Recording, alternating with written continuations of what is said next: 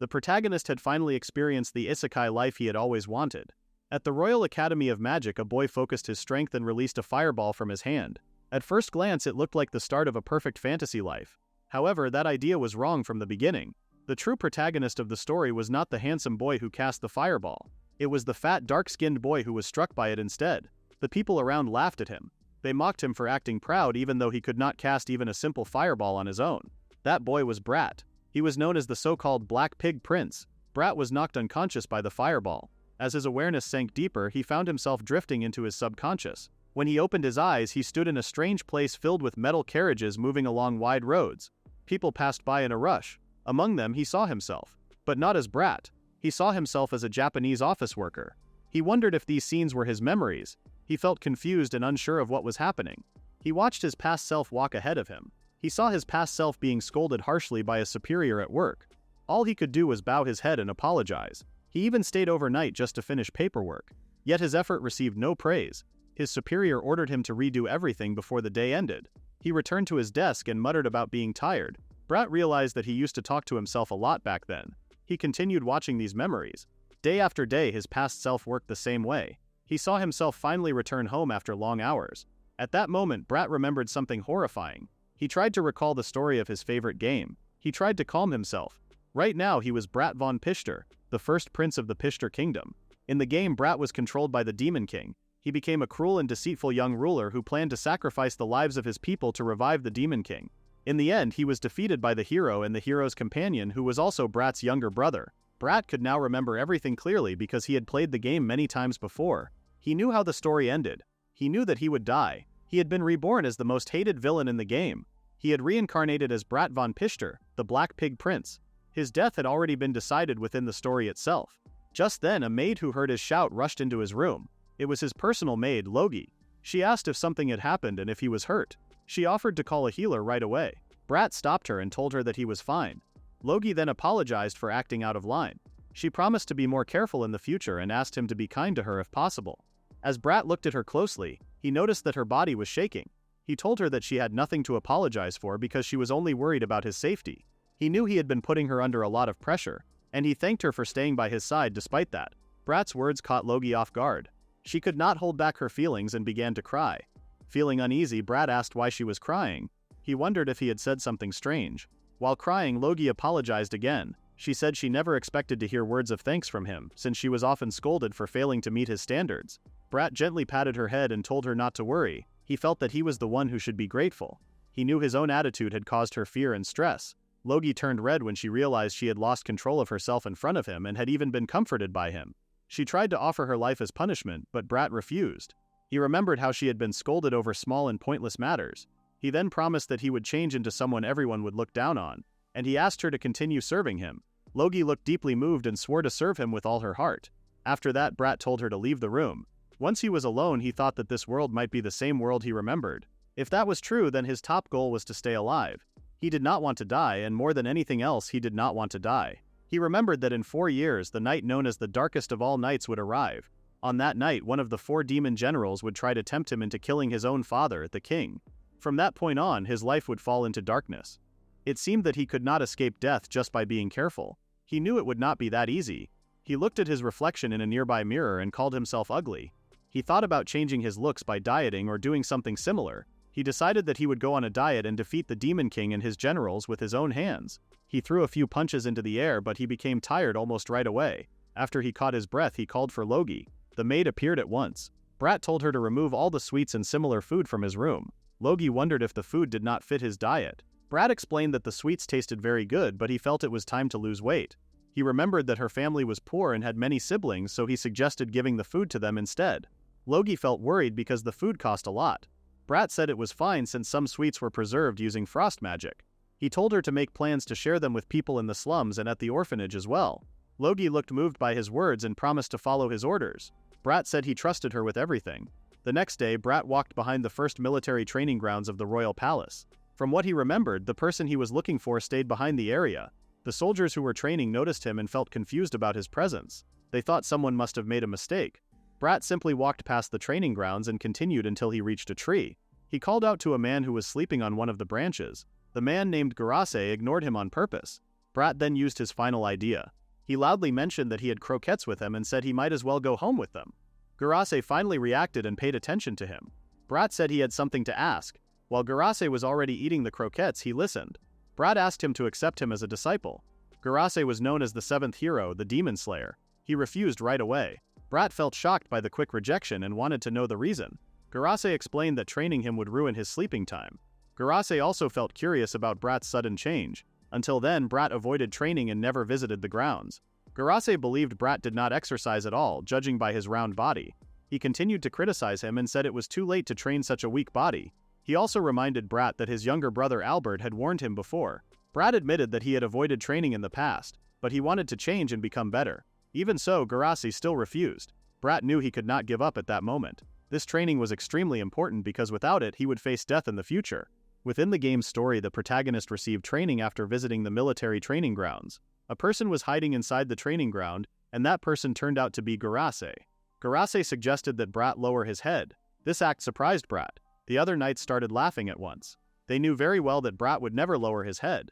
They believed he would get angry and leave like usual. At that moment, something unexpected happened.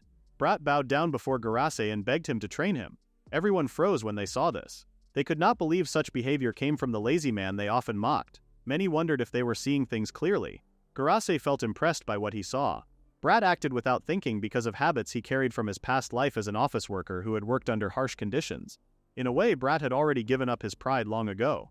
Garase then decided to test him. Bratt felt glad because this moment matched a scene from the game. He knew this was the part where Garase tested the main character. He also remembered the timing and actions needed to respond. Garase suddenly appeared in front of him and swung his right foot toward him. Bratt guessed correctly and raised his arm to protect the right side of his face. However, the kick was far too strong. Bratt failed to block it and rolled across the ground. Garase laughed briefly, then turned serious. Bratt felt foolish as he lay on the ground. The other knights laughed at him as well and mocked him for acting beyond his ability. Bratt believed everything was over and that there was no hope left. To everyone's surprise, Garase walked toward him and said that he had passed the test. Both Bratt and the knights were shocked. Bratt asked if that meant he would be trained. Garase agreed. Bratt thanked him and showed excitement for the training ahead. Garase reflected on what had just happened. Bratt's defense had been useless, yet his reaction was strangely precise. He had moved as if he already knew where the attack would come from. This filled Garase with excitement he had not felt in a long time. He sensed that something interesting was beginning. He wondered if Bratt truly had hidden potential, or if it was only luck. He wanted to find out the truth. In the end, despite a small misunderstanding, Bratt was accepted as Garase's disciple. This moment became the first step toward a new life. Soon after, Logie woke up while still feeling sleepy. Her elf roommate noticed her tired look and asked if she was alright. Logie said she was fine and explained that she had only lacked sleep. The elf maid named Lena then pointed out that Logie's master had been very motivated and determined for reasons she did not fully understand. She could tell that Logie was being pushed too hard by her master. Logie denied this and said it was not true. She explained that her master felt motivated, and as his closest aide she believed she should also push herself. While Logie checked her daily list of tasks, Lena walked closer and gently squeezed her cheeks. Lena pointed out the dark circles under Logie's eyes and said her cute face was being wasted because of exhaustion. Logie then stated that her master had become more open-minded and seemed like a different person. Lena, however, believed that he would return to his foolish and harsh ways soon. She advised Logie to rest while her master was still acting kind. Logie insisted that her master had always been kind, including his current behavior. Lena told her not to get upset and warned her not to force herself, since it would be sad to see her collapse from fatigue. At that moment, while they were speaking about him, Bratt came into view. They watched him through the window as he trained with full effort. Logie felt worried as she watched him. Lena had expected him to give up after one day, but a full week had already passed. Garase was often training with him as well. Even so, Lena noted that Bratt still carried that harsh look on his face and wondered if Logie truly supported someone like that. Logie, however, stared at him with a clear look of admiration and thought her master looked cool. Lena noticed that Logie's cheeks had turned red. Logie denied it, but Lena believed this had already become a serious condition. Soon after, they noticed someone stepping out of the building. It was Albert along with his maids. He was the kingdom's second prince. Logie saw him walking toward Bratt, while Lena wondered why he had come outside. Even though Albert and Bratt were twins, the more Lena looked at them, the clearer it became that they stood on completely different levels. Bratt and Garase finally noticed Albert. The hero felt surprised when he saw the second prince standing there. Albert then thanked Garase for his hard work early that morning. Bratt felt shocked and wondered why Albert had come out so early. The maids nearby giggled when they saw the handsome prince. Bratt thought Albert was a troublesome person. In the game, and even in the present time, Albert and Bratt were not on good terms. Just seeing them together was enough to make people whisper. Still, this moment became a chance for Bratt to change things. If he repaired their bond as brothers, he might avoid another situation that could lead to his death. Bratt tried to start a conversation, but Albert spoke first. Albert loudly complained that Garas was being heartless. He could not believe Garas had refused to train him and had chosen someone like his older brother instead. Those words left Bratt unable to respond. Garase then explained that he had turned Bratt down at first but later found him interesting. Albert asked if that meant training his brother was more interesting than training him. The hero described Albert as boring, but Albert only laughed it off. Albert said he felt shocked because he believed his sword skills were better than his brother's. It seemed he had overestimated himself. Bratt then called out to him. Albert acted as if he had only just noticed his older brother, and wondered why Garas was there. He soon realized that Garas had been training Bratt. Bratt knew Albert wanted to train under Garas as well, so he suggested that they train together. Albert asked if Bratt was truly suggesting that idea and treated it as a joke. He believed his brother lacked ability, but he admitted Bratt seemed to have some talent for humor. In the end, Albert agreed to a morning training session as a match between them. Bratt felt shocked by this sudden turn. Garas became excited and said it sounded fun and he wanted to watch. Bratt could not believe that the duel-loving master was pushing things forward on his own. Albert pointed out that even Garas supported the idea. Bratt tried to stop it, but Garasa convinced him instead. Garasa promised to teach Bratt a useful skill if he won. Bratt assumed it was something he already knew, but Garas replied in a teasing way. Bratt remembered how he had first become Garasa's disciple to gain skills. This situation felt reckless, but he could not avoid it anymore. In the end, he agreed to the match. Albert stood there with a faint smile on his face. Soon after that, people gathered around the training grounds. Garase oversaw the match and stated that the time limit would last until the morning duty bell rang. Albert believed a time limit was not needed because he thought the fight would end right away. Garase said he would stop the match if it became dangerous, so he allowed them to fight with full intent and without holding back. Logi hoped her master would give his best effort. After that, Garase gave the signal to begin the duel. Bratt moved first. He knew there was no point in being scared, so he decided to use all his strength. He swung his sword, but the attack missed. Albert had vanished from sight by lowering his body and moving so fast that Bratt did not even notice. Bratt tried to block the next attacks, but he felt how heavy Albert's strikes were. Bratt was only around level 15 at best, while Albert was clearly close to level 30. Even though Albert was the younger brother, his talent was far beyond normal and truly frightening. Albert continued to pressure Bratt, urging him to stop defending and start attacking. Bratt understood that his younger brother was provoking him, even though Albert knew Bratt could not fight back properly even if he wanted to. In truth, Bratt was already doing everything he could just to block the attacks and stay standing. The maids watching the fight could not hide their amazement at Albert's ability. They could not even see the duel as a proper match anymore. To them, the outcome was already clear, and they believed Albert would surely win. Hearing this made Logi feel uneasy. She believed that the real fight had not truly begun yet. Garase also thought the result was still uncertain since no one could fully tell how the match would end. Lena was shocked when she suddenly saw Albert appear right in front of everyone. He pointed out that the gap in strength between the two brothers was like that of an adult and a child. Because of that, he found it strange that the match had not already ended. He wondered what was truly happening between the fighting siblings. Albert soon began to sense that something was wrong. He questioned why his attacks were not having any effect at all. Even though he was attacking seriously and aiming properly, his blows did not seem to be deciding the match. On the other hand, Bratt was getting tired. He thought the attacks felt the same as the final mission in the game he had played before. As a game fan who had spent many weeks playing, he knew Albert's attack patterns very well. Albert started to panic, and his moves became more obvious. As Bratt blocked the attacks, he already knew what his brother would do next. Feeling angry, Albert raised his weapon and struck downward with force. Bratt had expected this and moved away in time. Albert then realized he had made a mistake. This moment became Bratt's only chance to fight back. He rushed forward and reached the perfect distance to strike. Albert refused to allow that and swung his blade from the side. Bratt failed to react in time. His speed was not enough for him to dodge. He knew the situation had turned bad for him. Albert believed he had already won and felt confident. At that moment, Garasi appeared and blocked the attack, saving Bratt's life. Albert was sure of his victory, but Garasi declared the match a draw because the bell rang first.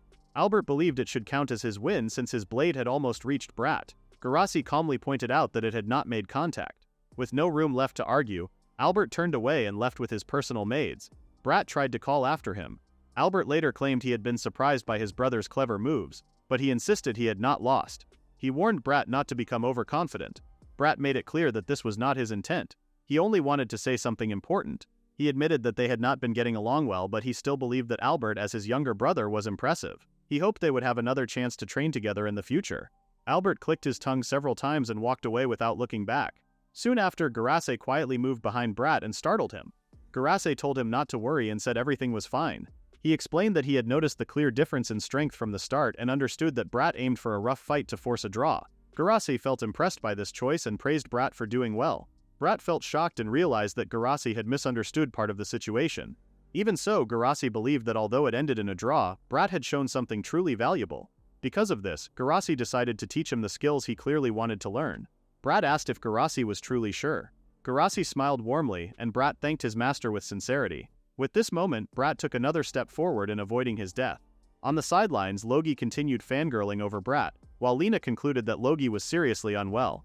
Soon after that, Lena cleaned the windows while thinking about the twin princes match from a week ago. She still could not believe that Bratt had forced a draw against Albert. Even now, the result felt like a dream to everyone.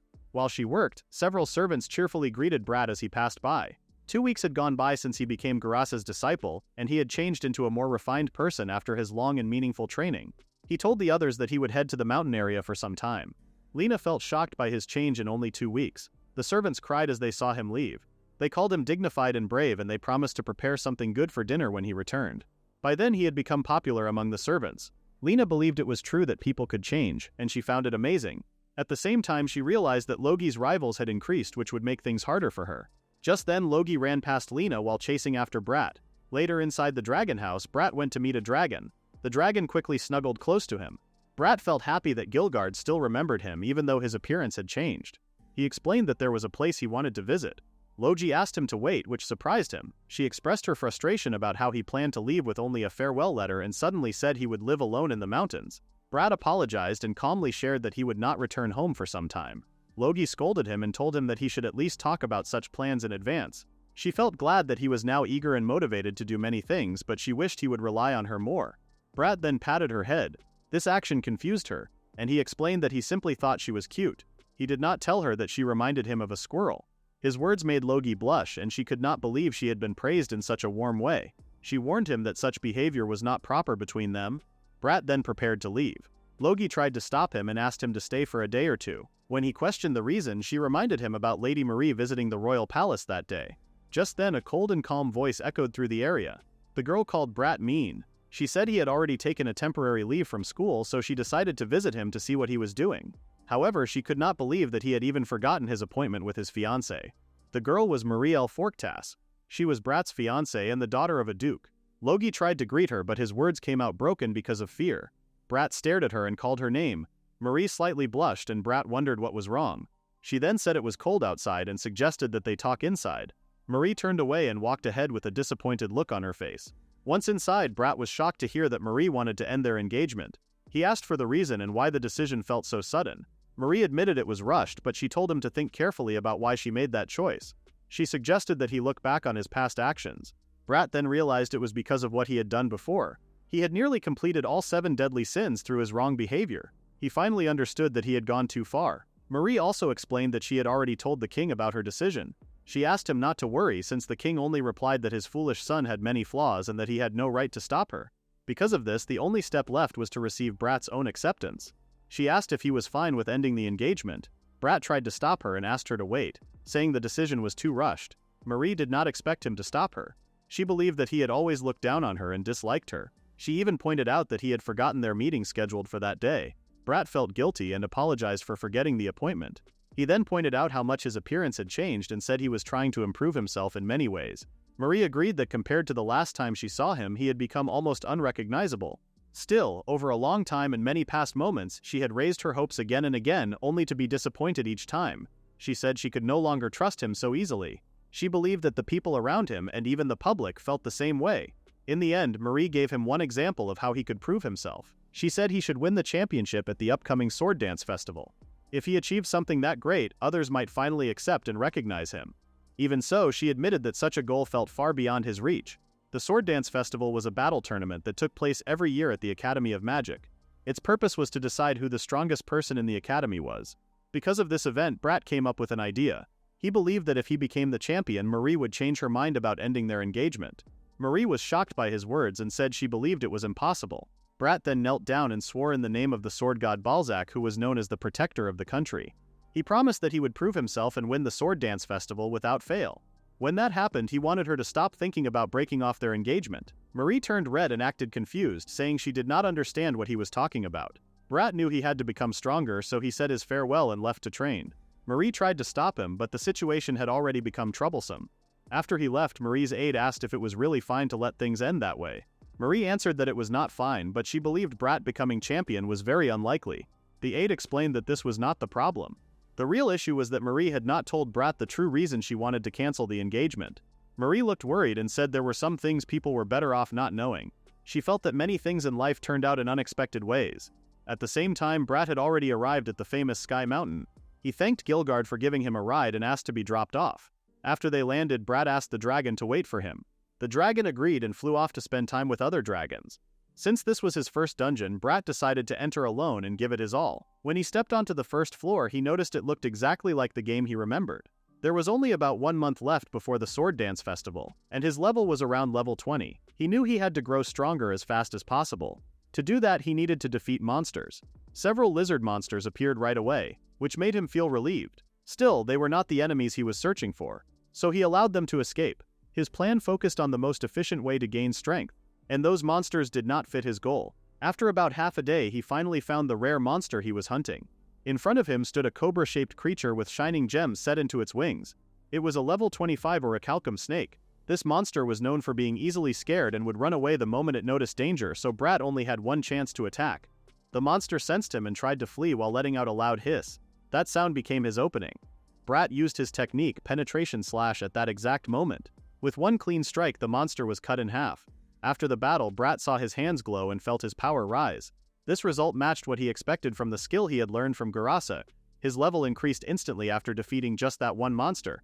Because the orichalcum snake had strong resistance to physical and magic attacks, skills that ignored defense were especially effective against it.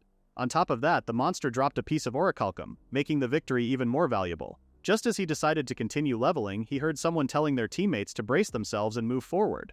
A girl with animal ears soon appeared, leading a team of others who also had animal ears. Bratt could not believe what he was seeing.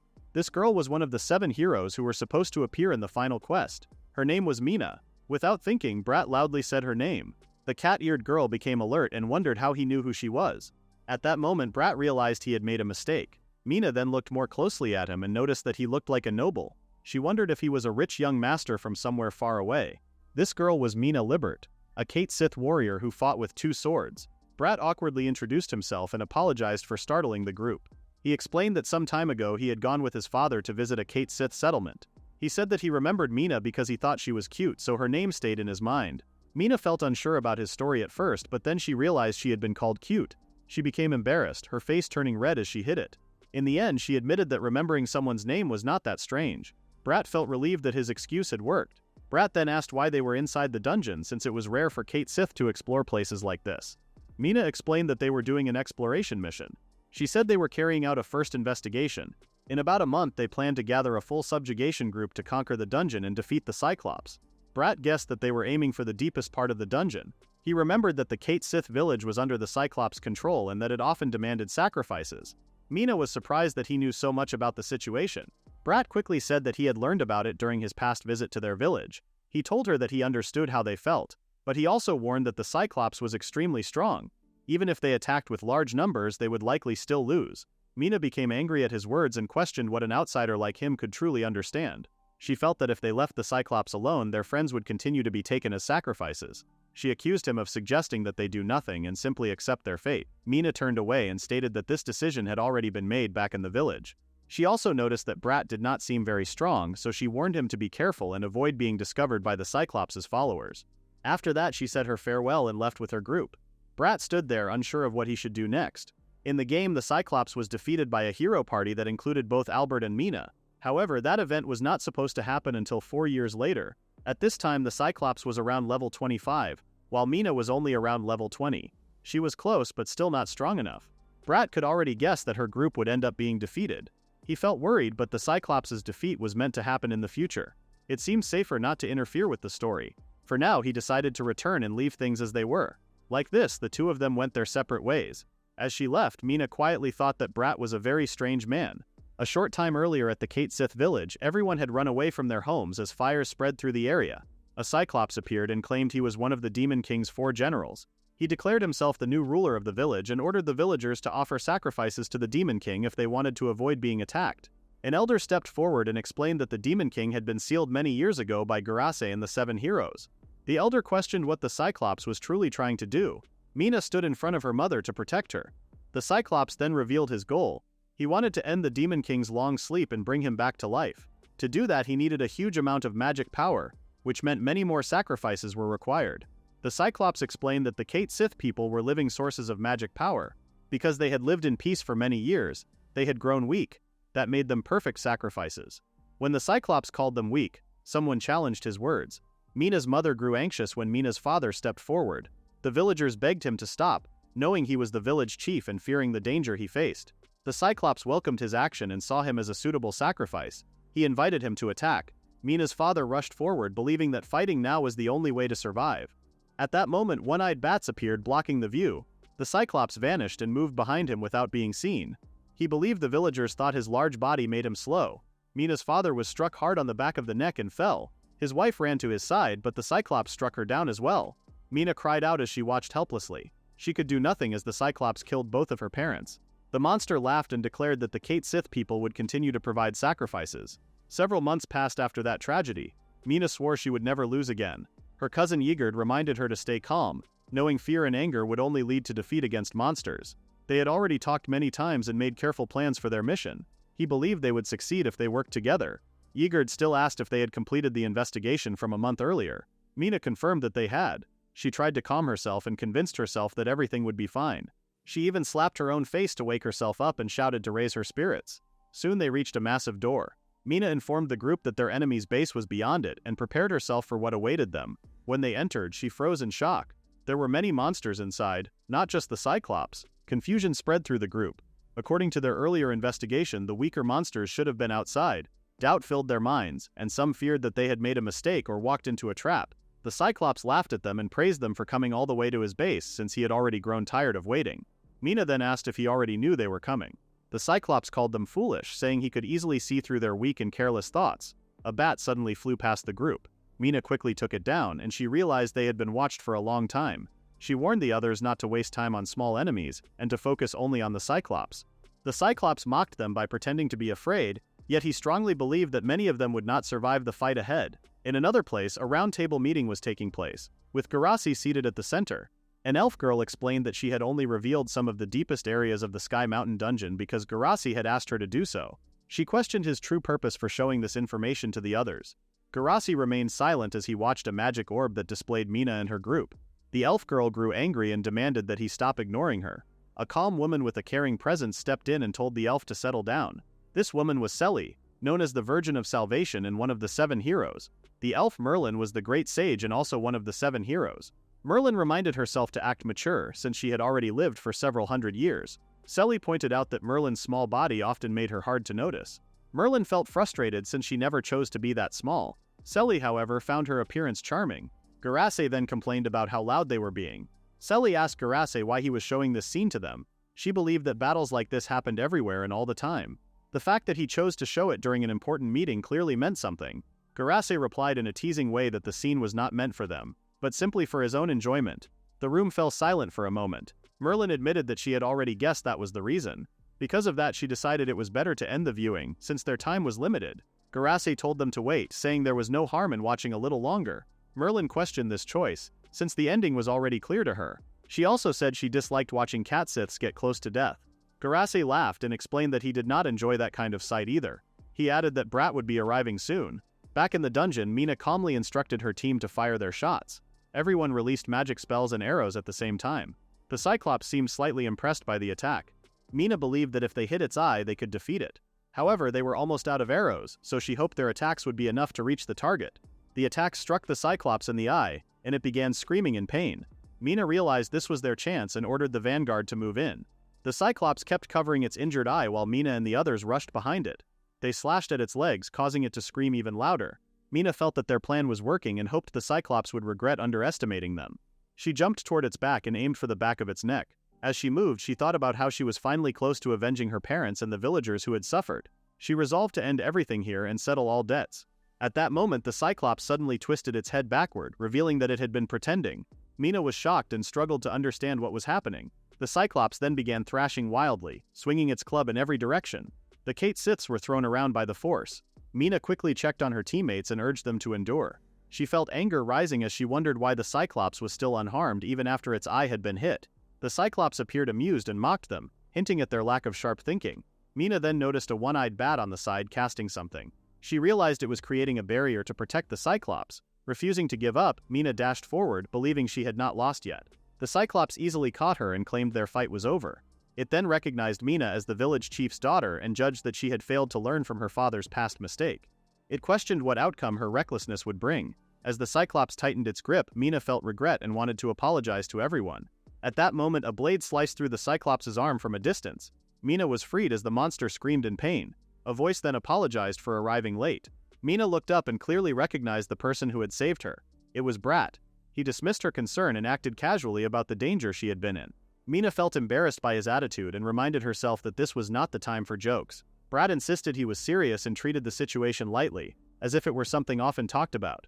He then introduced himself as Bratt von Pichtel, the first prince of the Pichtel kingdom. He explained that he had learned about the danger facing the Kate Siths, who were sworn friends of his kingdom, and came to help them without hesitation. Mina felt frozen when she saw him standing between her and the Cyclops. Bratt apologized for arriving late and said he had to make careful plans for that day. He could not tell them the truth that he had spent his time hunting Orhalcum snakes to grow stronger. Mina felt even more shocked when she learned that he was Pichtel's first prince. Bratt also apologized for lying to her and explained that he had his reasons for hiding his true identity before. At that point, there was no reason to keep hiding it anymore. Mina then remembered the rumors about the first prince. People said he was useless, cruel, and so unfit to rule that the second prince was seen as a better choice for king. Bratt reacted with laughter and admitted that he had once been that same ugly pig prince everyone talked about. He explained that his heart had changed and that he had worked hard to fix his past mistakes. The Cyclops felt stunned when it saw a prince walk into its lair without fear and thought he was the greatest fool of all. Bratt accepted that idea and believed that only someone like him would dare to do such a reckless act while still being a prince. Mina remained shocked that he was truly the first prince. He felt like a completely different person from the stories she had heard. For some reason he looked impressive to her, and she could not stop herself from blushing. What surprised her even more was that he had called her cute, which made her heart beat faster. Bratt then became serious and told Mina to gather all their injured comrades and leave the lair at once. Mina asked what he meant by that. She fell silent when she saw the Cyclops' severed arm grow back in an instant, restored by the bats flying around it. At that moment she finally understood the most frightening part of the Cyclops. His healing power came from those minions, which appeared without limit and kept restoring his body again and again. Bratt then stated that he would take care of the Cyclops himself. Mina reacted with anger, thinking his idea made no sense and that there was no chance of winning. She reminded him of his own warning earlier about how dangerous it was to fight the Cyclops. Bratt explained that he was not telling them to stay and fight. He intended to face the Cyclops alone by his own choice. The Cyclops laughed when he heard this and mocked Bratt's confidence. He questioned whether Bratt truly believed he was stronger just because he landed a surprise attack that cut off one arm. Bratt answered that he would never become arrogant over something so small. To him, losing the arm of someone useless meant nothing at all. This response angered the Cyclops. He warned Bratt not to get carried away. He admitted that he had only been playing around and enjoying the moment, but his interest had now completely faded. He then decided that none of them would be allowed to escape. The Cyclops swung his club with full intent, aiming to wipe them out. Mina shouted a warning to Bratt and shut her eyes as the impact echoed throughout the lair. When she opened them again, she saw the Cyclops in a state of panic. The monster was confused and tried to understand what had happened. His club had stopped in mid-air and could not move at all. Bratt had grabbed it firmly with one hand. He calmly remarked that the weapon felt light and questioned whether the Cyclops had even used real strength in the attack. The Cyclops was stunned. He could not believe that a small human with such a thin body possessed this level of power. He began to suspect that Bratt's strength might rival his own. Even Mina found the sight impossible to accept. She could hardly believe that Bratt had stopped a full attack from the Cyclops with sheer strength alone.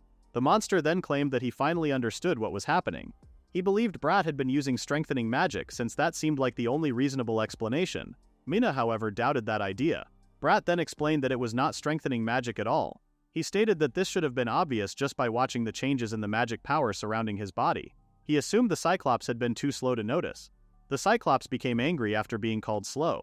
Even so, he forced himself to calm down.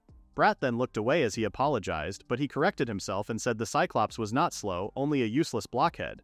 This insult pushed the Cyclops over the edge, and he swung his club again. Bratt casually stopped the attack with his bare hands. The Cyclops assumed Bratt must have been relying on some kind of hidden trick. He believed that if he kept attacking in a simple and direct way, the trick would eventually stop working. He continued his assault, but Bratt blocked every strike with ease and stated that the attacks were pointless no matter how long they continued. The Cyclops refused to accept that. He believed that constant attacks would wear Bratt down. He laughed loudly and wondered how long Bratt could keep his calm. He kept swinging his club again and again, confident that his non-stop attacks would succeed. Bratt remained completely unharmed. He pointed out that someone obsessed with muscles like the Cyclops could not tell that no tricks were being used at all.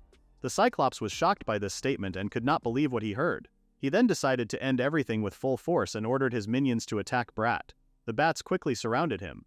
Bratt criticized the Cyclops for relying on numbers in the end. He snapped his fingers and a fire-resistant barrier formed around Mina. He explained that he needed to clean up the battlefield and make sure the Kate-Siths were not harmed. Bratt then cast a spell called Fire Wave. The Cyclops laughed at first, believing it was weak magic. For a brief moment he had felt nervous for no reason. Suddenly, the bats exploded in a burst of flames. The power of the attack stunned both the Cyclops and Mina. Bratt felt relieved that the spell worked as planned. The Kate-Siths stared in disbelief. They had never seen Fire Wave behave like that before. A spell considered low tier had unleashed overwhelming destruction. The Cyclops could not believe that all his minions had been wiped out by a single low-tier spell. He wondered if he was trapped in a terrible dream. In response, he transformed into a new form that looked far more monstrous than before. Bratt observed this change and questioned whether it was the Cyclops' true form. He believed the Cyclops had finally realized how dangerous the situation was and had transformed out of desperation.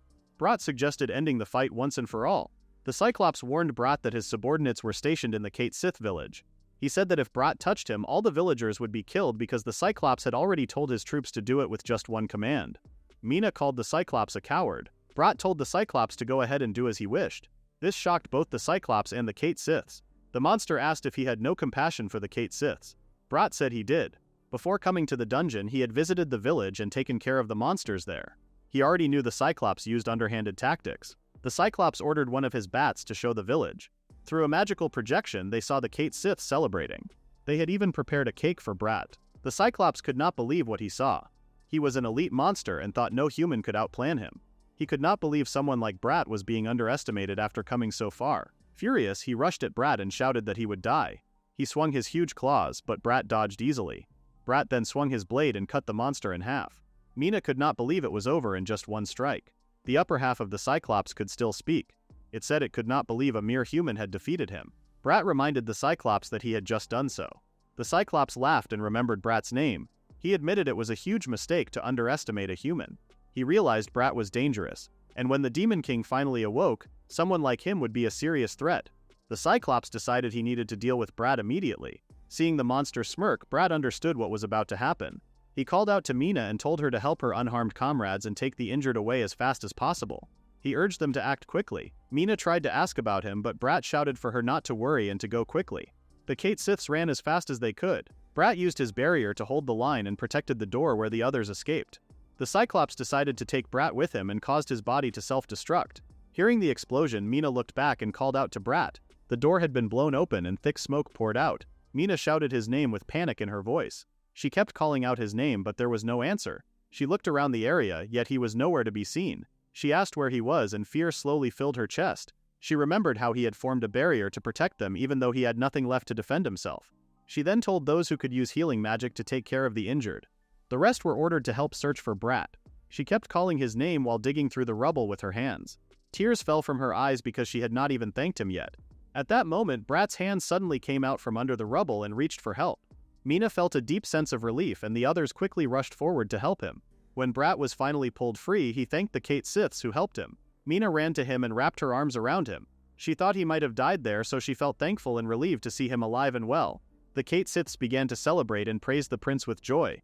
Bratt felt surprised by the sudden attention. He gently patted Mina's head and reassured her that he did not fall so easily.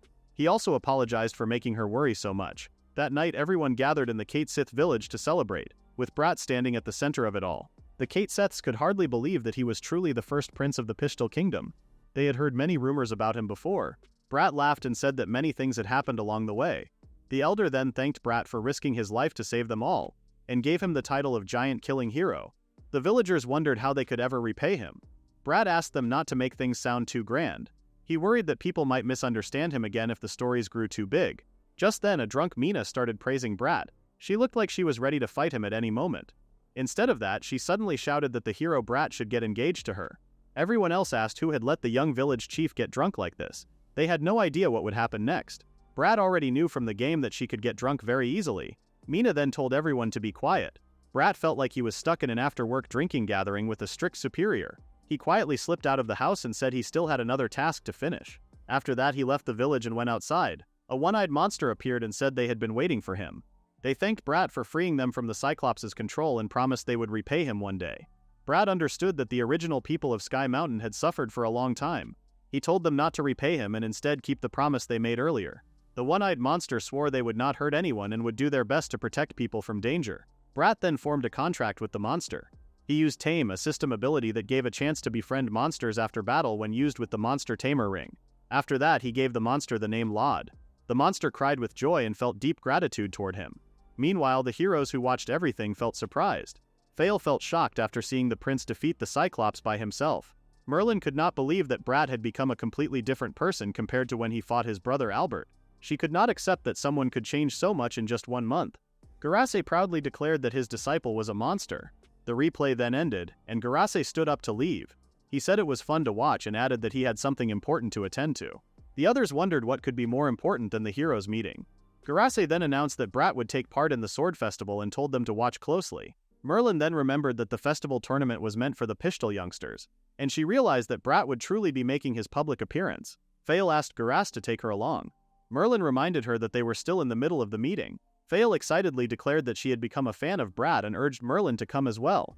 Merlin told her she could go if she truly wanted to travel with Garace. Fail continued to stare at Merlin, waiting for a positive answer.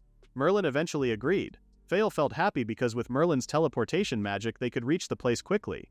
Merlin clarified that she would still test Bratt's abilities herself sooner or later. She also knew she was the only one who could bring everyone to the venue at once. She suggested treating this trip as an extended meeting since many topics still needed discussion.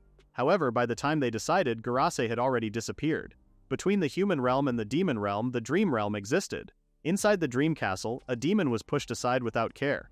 Anger filled the air as a powerful presence reacted to what had been said. Someone had dared to claim that a human could reach such a level of strength. The speaker warned the demon to be careful with his words, since Bratt had already defeated a Cyclops before. That man was Beelzebub, known as the gluttonous devourer. He could not believe that a mere messenger would deliver such foolish news and act afraid because of it. The messenger begged for forgiveness and admitted that he had spoken out of place. Beelzebub claimed that he was not some mindless beast. At that moment, an insect-like leg shaped like a whip appeared from his back and sliced through the messenger's neck. He praised the messenger for receiving a quick death since far worse torture would have followed if the Demon King had been awake.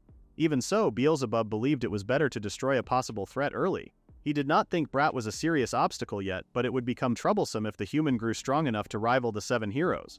If he underestimated Bratt, he might end up like the Cyclops. He could not allow anyone to interfere with their carefully prepared plans. Beelzebub then ordered another servant to clean up the corpse. A hooded skeleton stepped forward and apologized in advance for what he was about to report. He explained that while removing Bratt was important, Garace was also staying in Pistol. Beelzebub paused when he heard this. He agreed that dealing with the Demon Slayer would be difficult. Still, he decided to continue his preparations as planned. After that, he could form a counterplan and ensure the hero's death. At that moment, someone else entered the room. Beelzebub still wanted the prince eliminated and needed someone who could handle it quietly without alerting the Demon Slayer. A voice offered to take care of the task. When Beelzebub looked over, he was surprised to see the Garlov brothers. They were siblings who looked like humanoid canines. The brothers believed that as masters of transformation they could complete the mission without being noticed. Beelzebub was pleased by their confidence. He ordered them to head to Pistol at once and teach the humans firsthand the foolishness of raising weapons against the demons. The 2 brothers left immediately. Someone then asked if it was fine to leave such tasks to beasts. Beelzebub looked to the side and greeted Reincarnated, the doll master. She said she did not mind going herself. Beelzebub said he had no reason to refuse if she insisted and asked if she had anything special planned. Reincarnated said she had nothing specific in mind, since erasing a human's existence was a simple matter. Still, she felt it would be boring to do something so direct, like taking candy from a child. Because of that, she planned to put on a grand show instead. Beelzebub asked what she meant by that. Reincarnated giggled and said it would become an important step toward reaching their goal. They had gained access to a useful puppet they could use as a pawn in Pistol, and she believed it would make things entertaining. She then asked a doll named Arietta if she agreed. The doll nodded to the side. Beelzebub said that it sounded interesting and told Reincarnated to do as she pleased. Reincarnated said she would have done it even without his approval. Meanwhile, Bratt was already outside the forest with his dragon. Mina asked him with worry if he was truly leaving. Bratt said he had planned to leave the night before and had already stayed too long. Mina looked sad. Bratt said they would meet again someday. Before Bratt could leave, Mina called out his name with anger mixed with hesitation. She struggled to find the right words while her face turned red. She then walked toward him with force and grabbed his scarf. She pulled him close and gave him a quick kiss on the cheek. She admitted her feelings and then pushed him away out of embarrassment. This caused the dragon to leap into the sky. Mina cried out that they would meet again. Bratt agreed. Mina waved goodbye as he left. In that way, the Black Pig Prince returned home to Pishtel, where he would face the Sword Festival. He did not know that chaos was about to be unleashed. Reincarnated would be the one to open the gates. In the past, when Bratt was still the Pig Black Prince at the age of 12, he stayed inside his room while snacking and reading something that caught his interest. A maid knocked on his door during that time. Bratt reacted with anger and asked what was wrong, saying he was busy. The maid quickly apologized and reported that Marie had arrived to see him. Bratt complained that she was persistent and declared that he would not go out no matter what she said. Marie did not give up. She thought Bratt was being stubborn and believed that staying inside the room for too long would only become boring. She felt that going on a long horseback ride would be more fun and refreshing. Bratt refused again and questioned why she was acting so concerned about him. Marie reminded him that she was his fiancée. She explained that her mother had told her that couples who were about to get married should stay close to each other and give support when times became difficult. She tried once more to convince him to come outside. Bratt lost his temper at that moment. He claimed he did not care about any of those things and ordered her to leave. He even said that she did not need to come back anymore. Marie paused and asked if that was truly how he felt. After that, she decided she would not visit him again. Bratt suddenly woke up while he was still riding on his dragon's back. He almost called out for Marie to wait. The dragon looked at him in confusion. Bratt then realized it had all been a dream, and he felt relieved. The dragon informed him that something important was ahead. Bratt felt glad when he saw that they had finally returned to the kingdom's capital. When he noticed floating magic balls around the city, he felt that the sword festival was already close. These magic balls were part of daily life in that world and were powered by Magitech. As the dream lingered in his mind, Bratt realized that Marie had always supported him before he changed his ways. He became determined to win the championship at the sword festival, gain recognition, and make Marie happy afterward. With that goal in mind, he decided to continue his training with Garase once they returned. He then asked his dragon to lower its altitude and prepare to enter the castle. Just then, a scream of terror echoed from the streets below. Bratt looked down to see what was happening and discovered a giant werewolf tearing apart a building with its claws. Knights rushed in to fight the monster while civilians fled in fear.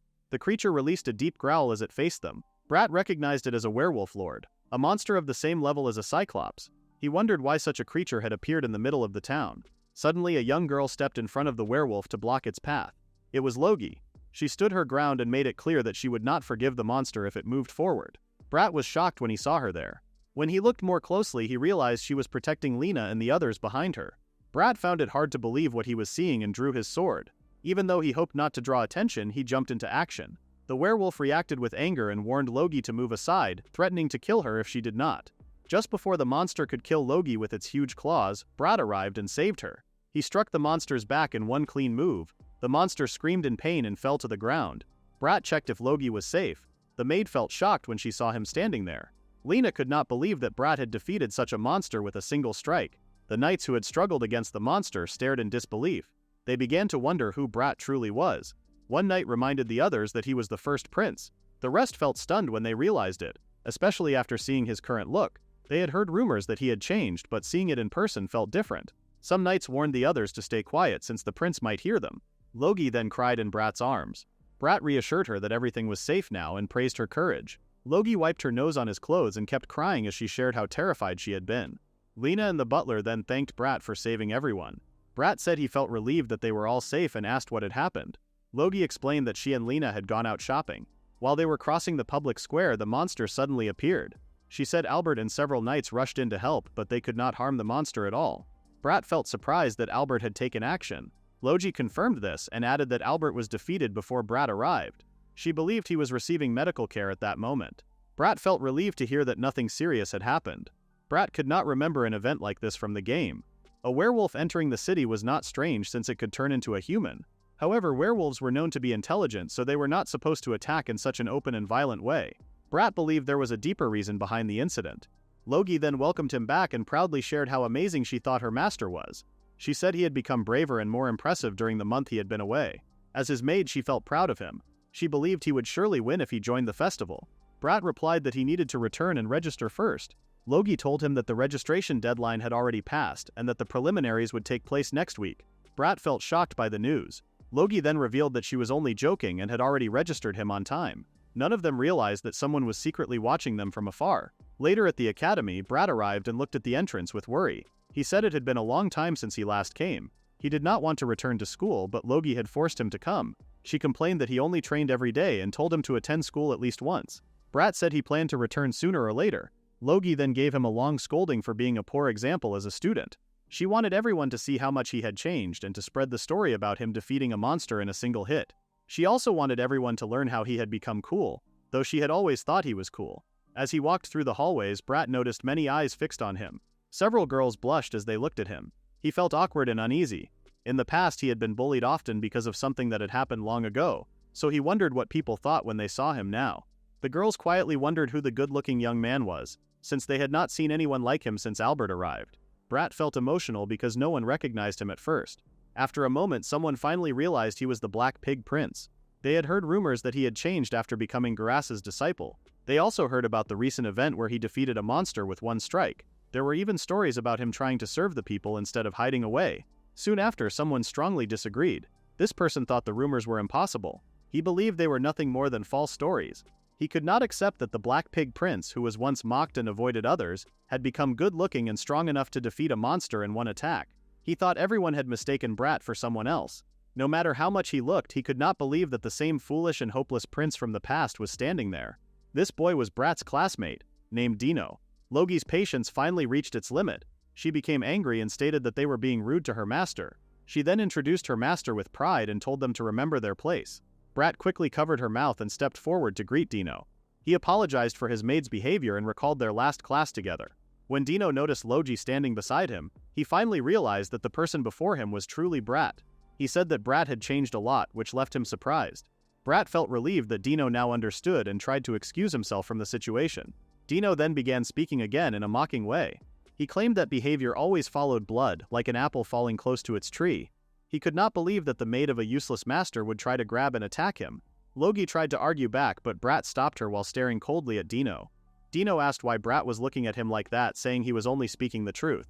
Bratt made it clear that he did not care if he himself was insulted, but he would not accept any harsh words aimed at his maid. He clearly stated that Logie had not even touched Dino and told him to stop exaggerating the situation and lowering her worth.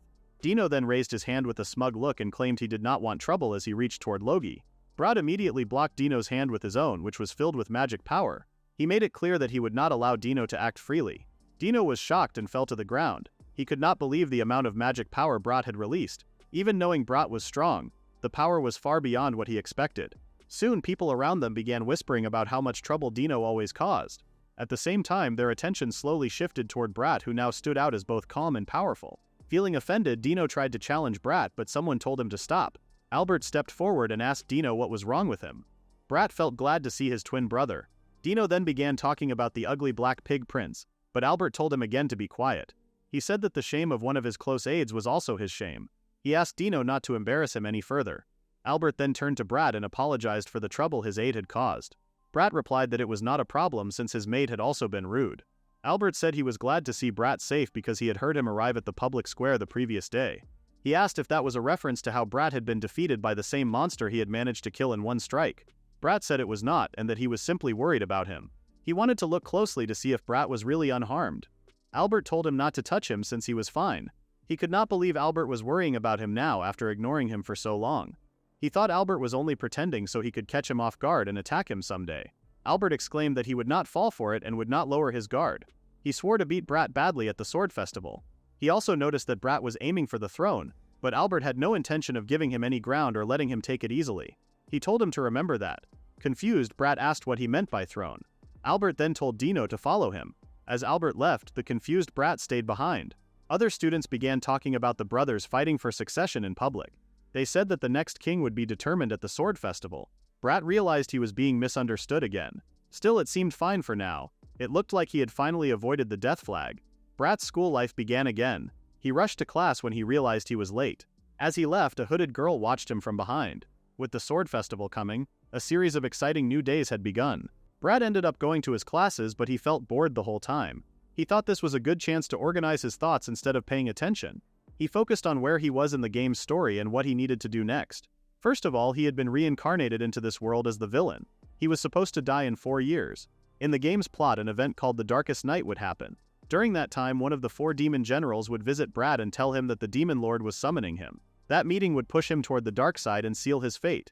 He believed his returned memories from his past life gave him an advantage, but if he was present when that event happened, he knew he would be doomed. The story would follow the original path with no mercy. To survive, he had to deal with the problem at its source and change his future. Right now, he was level 56. Most of his classmates were likely only around level 10 to 15. At this pace, almost everything felt easy for him. He also knew he could win the Sword Dance Festival without much trouble. He had been surprised when Marie showed up to cancel their engagement since that event was part of the original scenario. Even if it had nothing to do with his death, he still needed to stop it to keep things under control. Even so, he felt confident. He believed he would not lose. The thought made him giggle to himself. Still, doing everything alone felt difficult. No matter how strong he became, failure was always possible. He knew he needed allies. The problem was that he did not have any friends at all. Even after reincarnating in another world, he was still a loner, much like the viewers watching this story. However, he owned a tame ring. With it, he could gain allies, even if they were not human. The idea excited him so much that he shouted without thinking, saying he had made up his mind. The entire classroom went quiet. The instructor thought Bratt would want to answer his question and asked if he was sure about it. Bratt calmly said yes. Inside his head, panic spread because he had not listened to the lesson at all. Still, with just one look at the blackboard, everything suddenly made sense. He explained a long and complex answer that felt hard to follow even to himself. The instructor praised the response and said it was correct. He added that he expected nothing less from the Prince of Pishtal. Bratt felt relieved and happy that he had answered correctly. In his heart, he gave silent thanks to Mr. Quiz Guy, the old man from the game who always appeared to give quizzes at the perfect time. Just then, a loud explosion came from outside. Confused, Bratt wondered where it came from. That totally scared him. He then noticed some clouds of dust from the magic training ground. He then assumed it was a specific girl he knew. Now that he had thought about it, he just assumed that girl would do. Bratt then hurried toward the 5th magic training ground. He hoped the girl was still there. He had heard she was nearby, so he checked inside. No one appeared in the open area. When he thought she had gone home, he heard noise coming from the equipment room. He went inside to check. There, he discovered a girl who was in the middle of changing and had just removed her top. Bratt froze on the spot. In the next moment, he dropped to the ground and bowed with his head lowered. The girl became confused by his sudden action. She did not understand why he kept bowing. Bratt could not find the right words to explain. The girl then misunderstood his behavior and thought he wanted her to step on his head. Bratt calmly denied this, but she did not listen. She continued speaking about men who found strange pleasure in being stepped on by women. Bratt quickly stated that he was not like that. The girl then wondered why he was still bowing. Bratt explained that he was apologizing because he had walked in while she was changing. He also felt embarrassed that she was not fully dressed yet. She responded with pride, saying she had nothing to hide because she valued the body she had trained through hard work. She showed no shame at all. She even claimed he should feel thankful for seeing her body. She explained that in her homeland, strength decided everything and only the strong survived. As she tried to name her country, Bratt spoke first and said Dustria. The girl was clearly surprised by this. Bratt finally took the chance to properly introduce himself. He stated that he was the first Prince of Pistel and greeted her as the Imperial Princess of Dustria, Carol. He said it was an honor to meet her. Carol felt confused, since the prince she remembered looked much heavier in the past. Bratt asked her not to question it, as many things had happened. Carol then asked him to stop calling her princess, since the title did not suit her, and told him to call her Carol instead. Bratt accepted this. She then wondered why a prince was looking for her. Bratt asked her to put on some clothes first before continuing. Soon after that, Carol learned from Bratt that Dustria was likely going to be destroyed. He said there was a high chance it would happen. From what he remembered about the story, Carol became an ally near the end. She was the daughter of one of the 7 heroes, Emperor Cascade of Dustria. For the moment, he asked her to listen and explained everything from the beginning. He did not say it came from a game, but he explained how events were expected to unfold. Her homeland, Dustria, was going to be destroyed in a war against the neighboring country of Elnate. During that war, her entire family was killed, including her father, who was one of the heroes. She survived only because she happened to be in another country at the time. She grew to hate Elnate and its allies became stronger. In her desire for revenge, she ended up working with one of the 4 demon generals, Beelzebub, and became an enemy of the hero's party. However, everything had been planned by Beelzebub from the start. Once she learned the truth behind the events, she eventually joined the hero's side. Bratt did not know why Carol was in Pishtal at that time, but he believed that acting early could prevent the worst outcome. He explained everything he could safely share and ended by saying that a war might break out very soon. Carol then glared at him. She claimed she had been listening the whole time, and she said that even if war came, her homeland would remain strong and untouched. If what he said was a made-up story, it was painful and rude to hear. She demanded to know if he had any proof to support his claims. Bratt could not explain that his knowledge came from a game script, so he admitted that he had no proof. Carol suddenly pinned him against the wall with her left arm and swung her right fist at him. She missed on purpose and smashed the wall behind him instead. Bratt had expected this kind of action from a nation known for beauty and martial skill. Carol had believed his personality would change along with his appearance, but he still seemed like the slow-thinking black pig prince described in rumors. She turned away and said she had no time to waste on nonsense. She began to leave, but Bratt asked her to stop and insisted they were not finished talking. Carol felt irritated by his persistence. She explained that this day marked the summit between her father and the king of El-Nate. It was a meeting meant to secure peace. Bratt felt shocked when he heard this. The Pearl Summit had already begun, which was the event that would later lead to war. He realized at that moment that he had arrived too late to stop it. Bratt then asked about her mother, the Empress. He said he needed her confirmation to check the results of the summit and make sure her family was safe. Carol glared at him but still contacted someone named Jasper through a communication device. She asked for an update on the summit and asked whether her mother and her younger brother Carl were safe. Jasper replied that the summit had ended without any trouble. Both nations had reached a good result and were moving toward peace. He also confirmed that her mother and brother were both fine and told her not to worry. Carol said she was relying on him to manage things on his side. She then turned back toward Bratt and made it clear that nothing bad had happened. She believed the Prince of Pishtal had only been trying to tease her.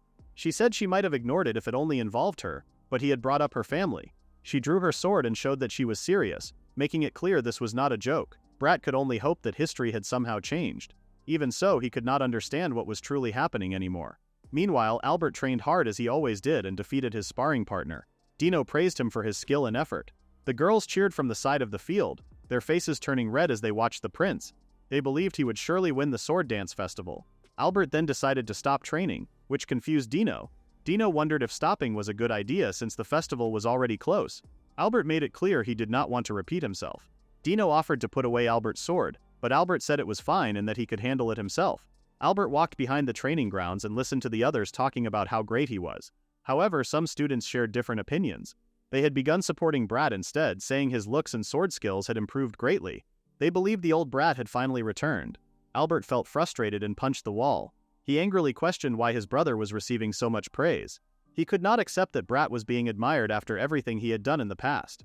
His thoughts returned to their match in the courtyard and the subjugation of the werewolf lord. Bratt's skill truly felt monstrous. Over the past 2 months, Bratt had continued to perform well. Albert even thought that this version of Bratt felt like his true self from before. Someone spoke out loud, matching Albert's thoughts. Startled, Albert asked who was there. Reincarnated stayed hidden and spoke about how Albert could not forget the way his brother fought. She mentioned that Bratt's strength was far greater than before. Albert told the voice to stop and demanded to know who it belonged to. He could hear the sound clearly, yet he could not see anyone or tell where it came from. Reincarnated then said her identity did not matter. What mattered was that she could sense Albert's worry about whether he could truly defeat his brother. Albert rejected the idea and insisted he could beat Bratt without any doubt. Reincarnated embraced him from behind and claimed that his current state did not support that belief. She said she could make him much stronger and hinted at an offer. Shocked, Albert pushed her away and told her to leave. Reincarnated chose to excuse herself for the moment, explaining that she was busy preparing for a show. Still, she reminded him not to forget her offer. If he ever wanted power, he could call her at any time. Albert told her to wait, but she had already disappeared from sight. Albert stood there, wondering what had just happened. With his thoughts in chaos, time passed quickly. Soon after, the final preparations moved forward, and the sword dance festival began. The same day after school, Albert went back to his room. He thought again about how strange Reincarnated had been. It felt like she had looked straight into his soul. He also thought it was ridiculous that she planned to lend him her power. He decided he had only been tired lately. He still believed he did not need help from anyone. He planned to defeat his brother by himself. Once he succeeded, the heavy feeling in his chest would finally disappear. At the same time, Dino took a slow walk outside. Albert had warned him not to wander around, but walking alone felt boring. Because of that, he chose to head back home. While he walked, someone suddenly warned him to be careful. A fireball flew toward him without warning. He panicked for a moment, but a protective net stopped the attack before it reached him. The students who had been practicing magic quickly apologized. Dino let them know he was unharmed. Still, he quietly thought about how desperate they looked while rushing through last-minute training. Before going home, he stopped at his usual place. From there, he watched several female students training by themselves. He felt ecstatic seeing them work hard while sweating during practice. His hidden viewing spot was a nearby tower where he used his trusted binoculars. He believed that after winning the sword dance festival, girls like them would start noticing him. He hoped he could somehow manage a victory. Moments later, someone appeared behind him and questioned his decision to join the tournament. Dino confirmed his participation and felt offended by the lack of respect shown to him. The boy's expression turned sharp as he stepped closer. He acted as if this meeting were a perfect chance, knowing Dino would also be a competitor. Dino sensed danger and rushed to grab his sword near his bag. Before he could reach it, the boy kicked his belongings away. Dino froze and then noticed something strange. The boy did not seem like a normal student. A closer look revealed animal ears on his head. Dino then wondered why the boy looked human earlier when he was actually a beastman. A week later, the sword dance festival began. Castrol von Pistol, the king of the Pistol Kingdom, watched from the VIP seat. The festival lasted for 3 days, and both Bratt and Albert competed. The host raised the energy of the crowd with excitement. As Bratt listened, he felt like the voice sounded familiar. The host appeared wearing a bunny suit and announced the opening ceremony. She then called for the competitors to enter the arena. When Bratt stepped out, she winked at him. He could not believe that his personal maid was acting as the host. The crowd reacted with excitement and found her charming. One competitor asked Bratt if he knew her, but he pretended not to know.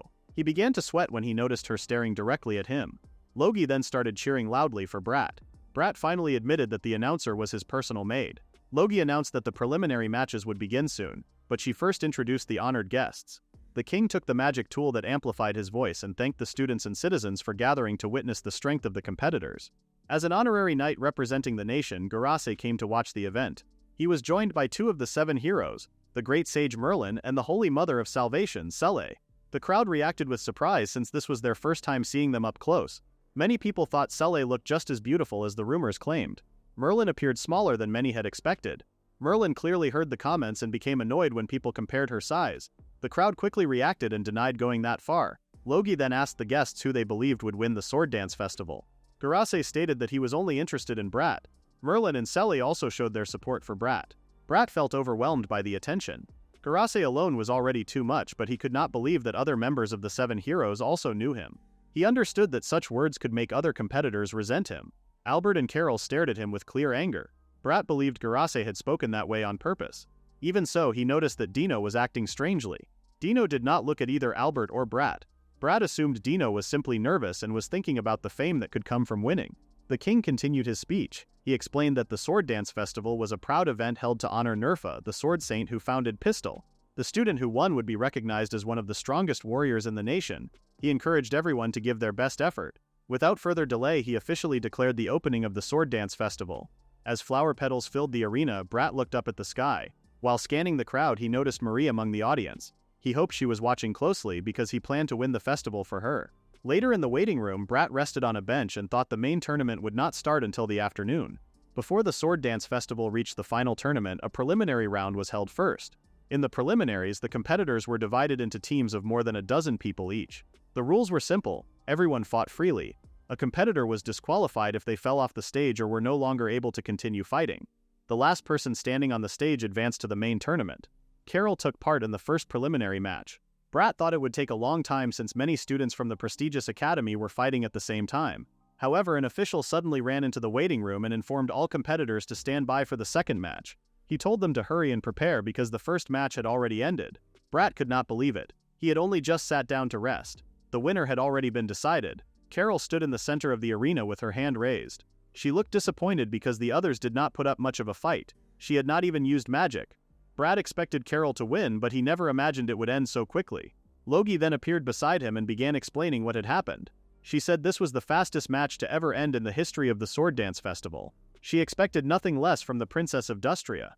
Bratt was startled by her sudden appearance. The spectators were also shocked when they learned that Carol was from Dustria. Many believed either Bratt or Albert would win, but now the tournament felt unpredictable. Bratt realized Carol was even stronger than he had thought, and he knew he needed to be careful. Logie then announced that the second match would begin soon. Dino stepped out of the waiting room and bumped into Bratt's shoulder without paying attention. Bratt tried to apologize for blocking the path, but Dino did not even look at him. He only muttered words that made no sense. Bratt was left confused by the encounter. In the spectator seats, Sele grew excited to finally see Bratt fight in person. Merlin could not believe that Garase had fallen asleep. Garase was already deep in a dream about eating an omelet. Bratt looked around and only recognized Dino. He felt worried about getting through this round, but seeing everyone there made him realize that he could make it through the prelims. When Logie announced the start of the second round, most of the competitors went after Bratt at once.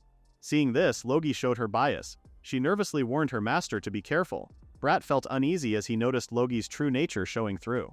Bratt then lit a flame in his left hand and quickly eliminated several competitors. One student who survived the flames could not believe the power Bratt released with such simple magic. That student tried to attack Bratt from behind. Bratt noticed the move and turned to face him, holding one hand straight toward the attacker. The student felt confused and thought Bratt was foolish for standing still. However, Bratt blocked the student's blade with his bare hand, grabbed his arm and slammed him to the ground using martial arts. The crowd cheered loudly. Bratt realized he had already taken down 6 opponents and wondered if he could defeat all of them at once. The energy bomb exploded near her. Bratt later explained that it was complicated, but he had placed a magical barrier between his hand and the energy bomb. The explosion forced many students out of the arena. Bratt then turned toward Dino and decided that only the 2 of them were left.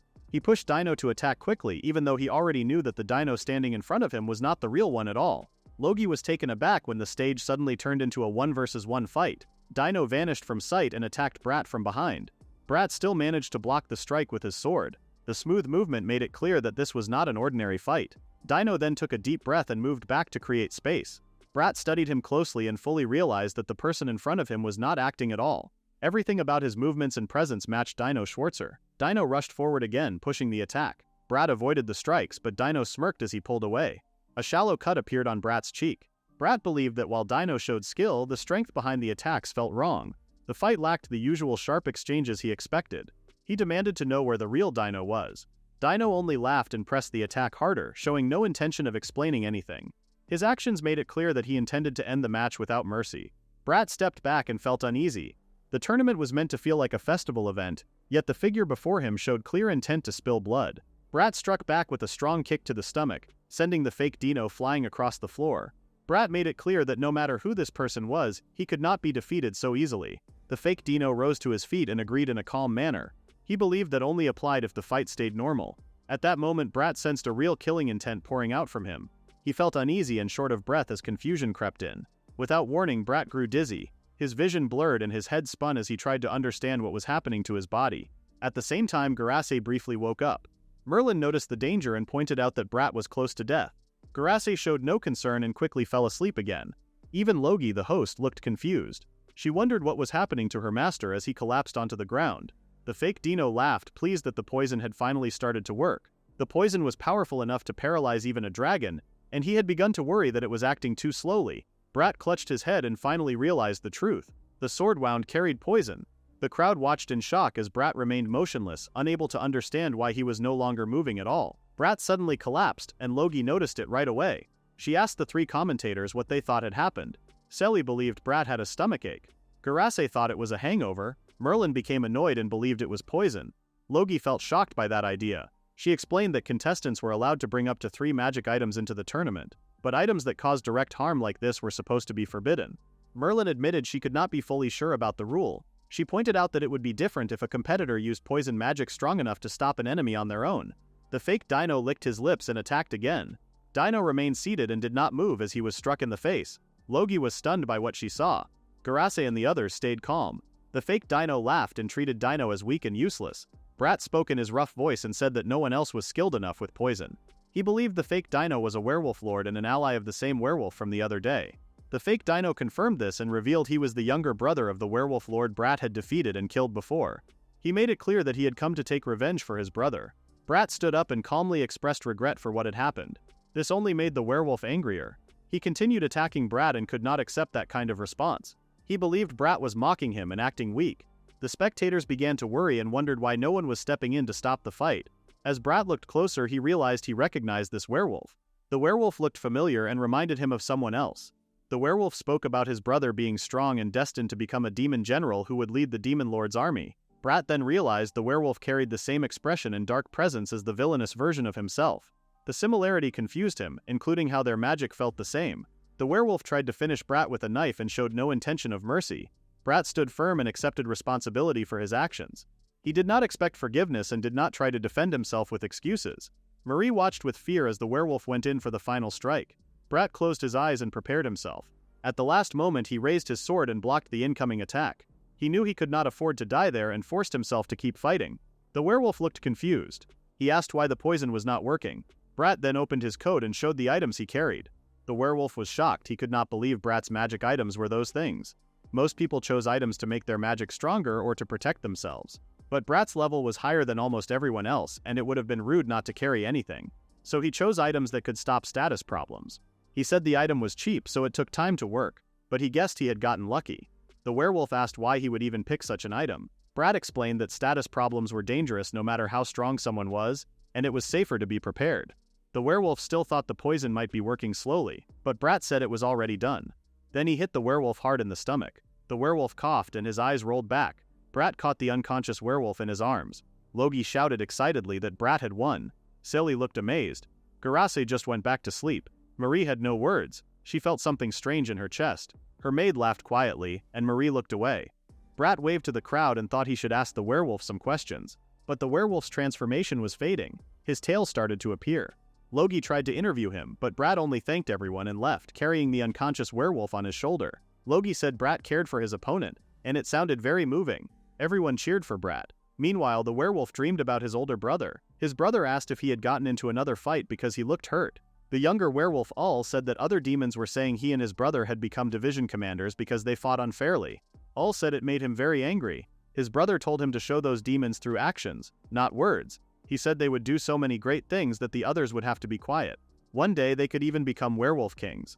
Ul woke up with a gasp, breathing heavily. He looked around and asked where he was. Bratt smiled, glad to see him awake, but complained about how heavy Ul had been to carry. He told him they were in the graveyard behind the royal palace. He said Ul could relax because he would not hurt him.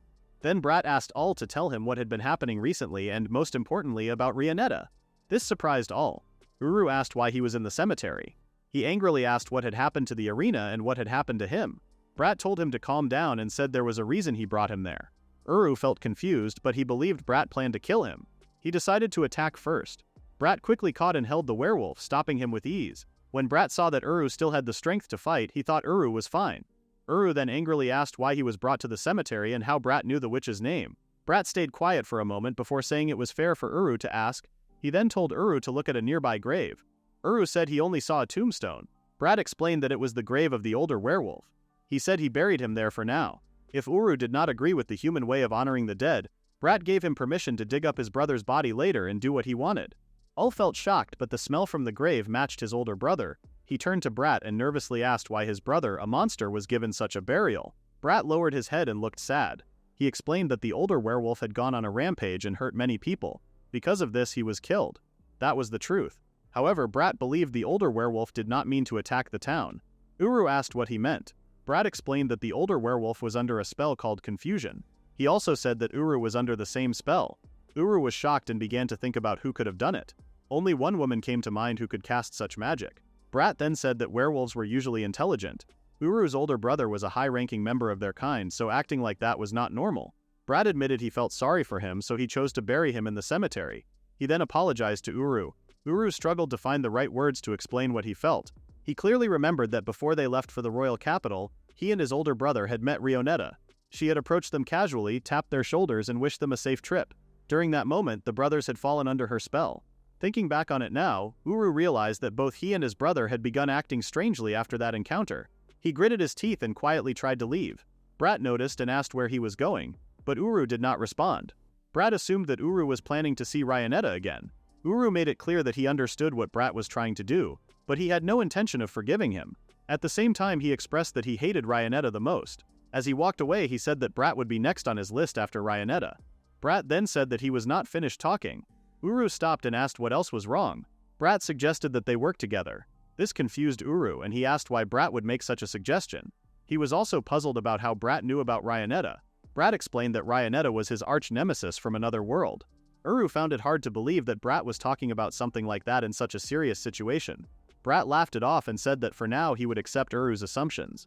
He also showed that he knew Reincarnated very well. In the game he referred to, Reincarnated was the one who had caused Bratt to turn toward darkness. Because of this, Bratt understood that facing her in a one-on-one fight would be a bad idea. He knew he had to act quickly. Bratt then contacted Abus and said that there was someone he needed to reach right away. Meanwhile, Uru angrily asked if Bratt was even listening to him. Bratt replied that he was, and then excitedly said it was time for them to move forward and stop the biggest threat they were facing. Uru became more confused and asked what he meant. Bratt celebrated on his own, but then suddenly remembered something important. He asked Uru if he had already defeated Dino. Uru replied by telling him to check the warehouse in the Academy's second building. Back in the arena, Logie excitedly announced that the third match had begun. She shared that the main tournament was getting closer and that she felt excited and eager to see what Bratt would do next. Hearing this made Marie feel a bit upset. She wondered where Bratt had gone. Since Garase and Merlin were no longer present, Logi hoped Ciri would continue to commentate on the fights, and Ciri agreed to do so. Marie also noticed that even the two heroes were absent. Feeling shy, she remembered her earlier conversation with Bratt, where he asked her to reconsider ending their engagement if he won the sword dance festival. Overcome with embarrassment, she shook the thought away. At that moment, she noticed the sky becoming cloudy. The once bright and sunny sky had turned dark. Ryanetta then cast her spell called Nightmare Mirage. Her puppet strings spread across the entire arena. The audience saw a sudden flash of light, but nothing seemed to happen. Some people wondered if it was part of the tournament's show. Soon after, one spectator suddenly became violent toward another person, claiming that the other had been acting strangely and unsettling him. This led to an argument, and it did not stop there. Other spectators also began arguing with each other. The king became angry and asked what was causing the disturbance. A soldier reported that they had detected an unusually large amount of magic coming from an outside source. Because of this, the audience had become agitated, and a riot was starting to break out. They believed they were under attack by an unknown enemy. The king broke into a cold sweat and questioned whether it was truly possible to influence the entire audience in this way. He then angrily demanded to know who was responsible. From the skies, Ryanetta laughed loudly while rolling in the air. She floated above and enjoyed the scene below. She saw the view as magnificent and treated the moment like a show. She continued her actions as an opening display and decided to gather sacrifices in order to revive the demon lord. She also asked her doll Arietta for its thoughts on the matter. Logi became panicked when he noticed that the chaos was not part of the original plan. Marie grew worried and ordered her servants to help the people. She reassured them that she would remain safe since her tent was protected by a barrier. Soon after, Ryanetta noticed someone stepping forward. Ciri reacted with anger as she confronted the situation and declared that she would not forgive anyone who threatened innocent people. Marie and Logi then turned their attention toward her. Ciri remained confident and assured everyone that she could handle the situation using her magic. Ryanetta reacted with amusement. At that moment, the Saintess, one of the 7 heroes, had finally stepped forward on her own. She revealed that she had already prepared countermeasures and used a spell called Shadow Hunt. A humanoid shadow appeared behind Ciri and approached her, drawing her into a dark space. Ciri was shocked as she tried to break free from the spell. The shadow then grabbed her and pulled her fully into the darkness. She struggled, but she was unable to do anything. Logi then asked what had just happened. Meanwhile, a soldier had run to the participants' waiting room and delivered a message from the king. They were told that a powerful and unknown attacker was using strong magic against them and it was dangerous to go outside. Everyone was instructed to stay where they were. Carol sat quietly in silence. Outside, Ryanetta expressed her relief that the troublesome heroes were no longer in sight. She then appeared before everyone and greeted them. She introduced herself as one of the 4 demon generals under the Demon Lord and said she had come to put on an entertaining show. The civilians who were not affected became frightened after hearing this. They knew how powerful the 4 demon generals were, as each one could destroy an entire country alone. If she truly was one of them, everyone there would be in danger. Panic spread quickly as people began looking for Garasi and ran in fear for their lives. Logi tried to calm everyone down, but she was also affected by Ryanetta's magic. The protective magic placed on her and the tournament staff was slowly being broken through. The king then angrily shouted at Ryanetta. The demon calmly greeted him and said she was only helping with the country's festival. As a member of the Demon Lord's army, she believed she was adding some excitement to the event. A soldier urged the king to evacuate, but the king could not believe that a demon general had suddenly appeared in the kingdom at such a time. He angrily demanded to know where his sons and the 7 heroes were. Someone suddenly appeared and called out to Ryanetta, calling her the doll master. She told her to stop. Logi felt relieved when he saw Carol arrive. Carol pulled out her sword and told the king to leave everything to her. Ryanetta felt surprised when she saw the Princess of Dustria. She already knew Carol would come to the Pishtal Kingdom, but she still found it amusing. She laughed and said she had no interest in Carol because she was not a threat to her plans. Carol felt shocked by those words. She asked if Ryanetta really saw her as someone unimportant. Ryanetta confirmed it without hesitation. She said it made no difference whether Carol was there or not. This made Carol angry. Carol rushed forward and flew toward Ryanetta with her sword. She told her not to underestimate her. Ryanetta simply found Carol amusing like a small kitten. With a wave of her hand, daggers appeared from the shadows. This was her technique called shadow daggers. With a small motion, the daggers shot forward. Carol could not move out of the way while she was in the air and was hit directly. She cried out in pain and fell to the ground. At that moment, she understood how strong Ryanetta really was. Ryanetta called the daggers back and teased Carol.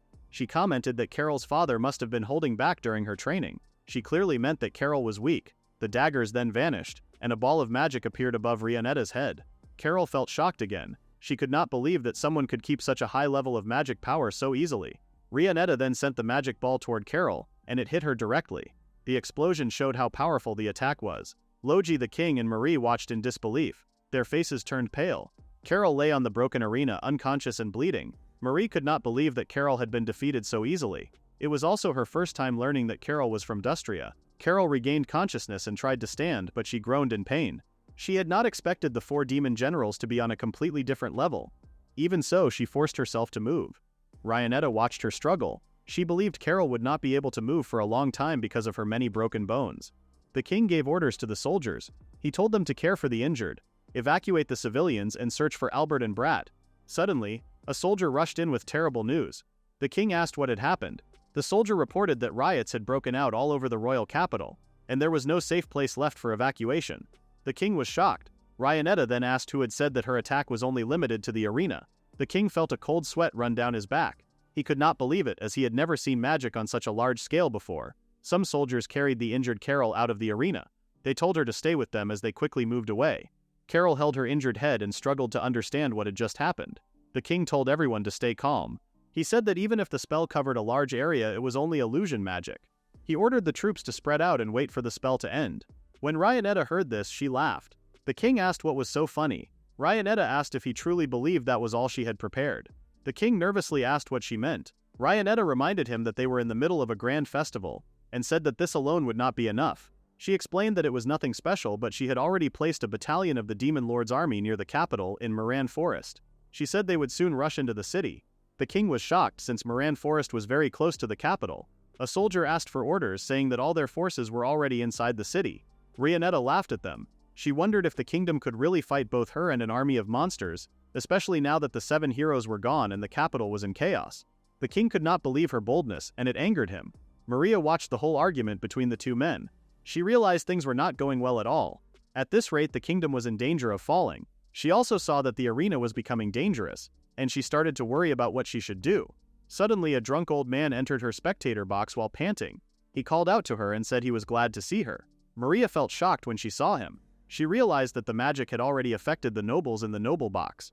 The old man laughed and kept panting as he spoke about how beautiful she looked up close. He held her hand tightly. Maria asked him to let go, but he did not listen. The old man kept panting and said he had wanted to ruin her since the first time he saw her at a ball. He said he was happy to still be alive to see this day. He called her his fairy princess and tried to touch her cheeks. Maria then realized how shallow her thinking had been. It was true that a protective barrier covered the noble box, but if someone already affected by the spell came inside, then the barrier would not matter. Everything would be lost. She struggled against the old man and looked outside the room. She thought that everyone else was already under the spell. The old man grabbed her cheeks and tried to force a kiss on her. Maria kept fighting back. She told him not to go any further because she was the fiancée of the prince, Bratt von Pichtel. She declared that she would never belong to him. The old man was too shocked to speak at that moment. Then Bratt appeared and punched him in the face. He firmly warned the old man not to ever touch Marie. After that, he turned to Marie, who had tears in her eyes, and said he was sorry for arriving late. He asked if she was all right. Marie quickly ran to him and held onto his chest. Bratt felt surprised at first, but then he noticed that she was crying. With a shaky voice, she said she had been very scared. He saw that her hands were trembling as she held onto him.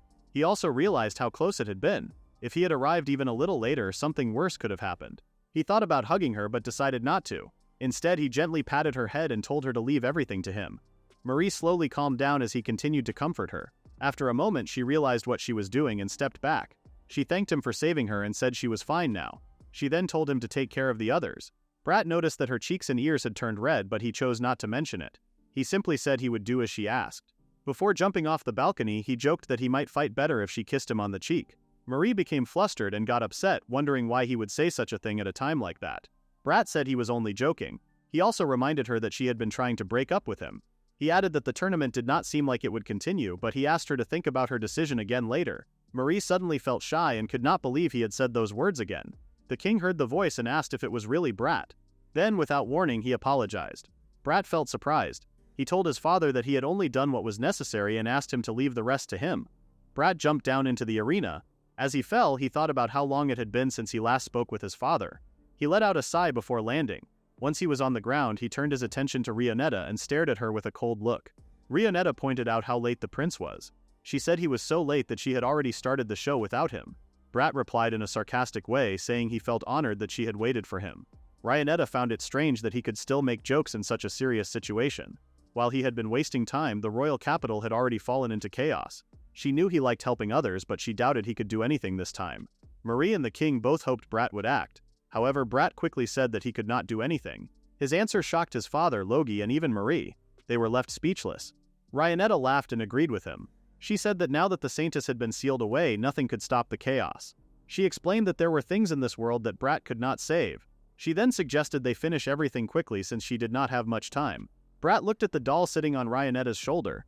He agreed that some things could not be saved. This confused Reincarnated. Bratt continued and admitted that there was nothing he could do about the situation on his own. He could not save them by himself. At that moment, someone started to come out of the preparation room behind him. Marie began to pray, hoping for a miracle. The king, however, looked like he had already lost all hope. Bratt then said that someone else could handle the situation. Suddenly, Ciri appeared and used her spell called Area Clarification. A bright light filled the sky as she showed up. Reincarnated was shocked when she saw her. The citizens who had been fighting each other suddenly stopped when the light shone on them. They looked around in confusion and asked each other what they were doing. Soon after, they began to apologize to one another for hurting each other. Reincarnated felt confused and asked what was happening. Bratt was impressed that everyone was healed so quickly. Ciri giggled and said it was because she was a goddess. Logia asked what was going on and was surprised to see that the Saintess was safe.